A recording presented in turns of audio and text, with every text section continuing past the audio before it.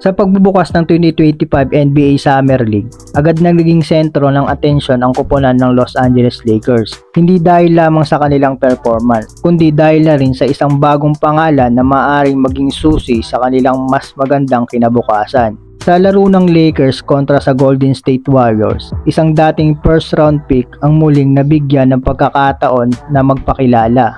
Ito ay si Darius Bazley. Si Bazley, na kinuha bilang 23 overall pick ng Utah Jazz noong nakaraang draft, ay hindi agad nakahanap ng matatag na pwesto sa liga. Matapos ang maikling stint sa ilang kupunan, pero sa laban kontra Warriors, malinaw na ipinakita niya ang kanyang potensyal. Hindi lamang sa stat kundi sa kanyang composure, court awareness at versatility. Tumapo siya ng 18 points, 9 rebounds at 3 blocks. Habang ipinakita ang kakayahang maglaro sa loob at labas at depensahan ang multiple position.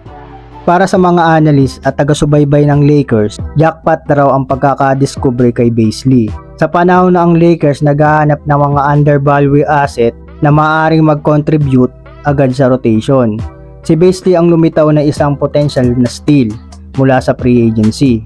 Hindi siya rookie, kaya may experience na siya sa NBA level competition. Pero higit pa sa experience, dahil niya ang hunger, ang matinding pagnanais na patunayan ang sarili at makabalik sa liga ng mas matatag. Kung titignan ng kasalukuyang roster ng Lakers, posibleng makapasok si Bazley bilang isa sa mga rotational forwards na pwedeng magbigay ng depensa, length at hustle play sa second unit.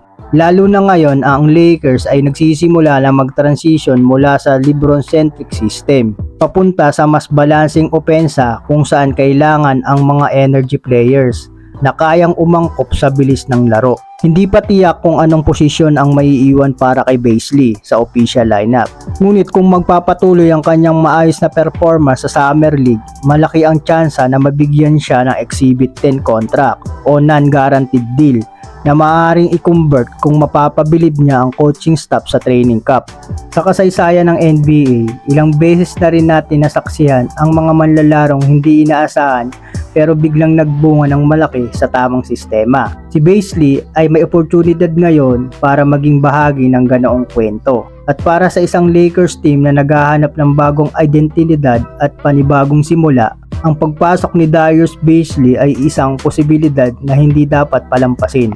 Ang tanong na lang, masusulit kaya ng Lakers ang oportunidad na ito o isa na lang ba ito sa mga kwentong nagsisimula sa Summer League pero hindi matutuloy sa regular season?